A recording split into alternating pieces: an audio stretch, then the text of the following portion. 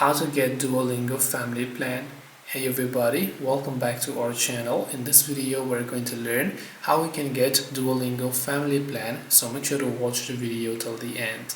In order to basically get your Duolingo family plan, all you have to do is go to duolingo.com. On the right hand side you'll always see a pop-up that says you to upgrade or maybe try for free, something like that. So in my case it is called super here. So click on try 2 weeks free option. Then here you'll see all the benefits and you can click on start my free trial.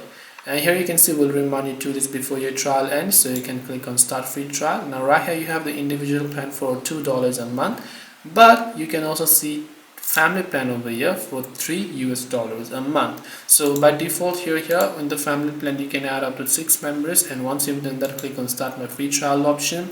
Then just go to make sure to enter your billing information, your expiration date, the CVC number, the country. Just click on the start trial option and you'll get Duolingo family plan. If you want to view all plans, you can click on view all plans, and here you can see all of the other plans that are available for you. This way you can go ahead and basically get Duolingo family plan. Hope this video was helpful. If you have got any questions, feel free to leave them down below. Thank you for watching and see you in the next video.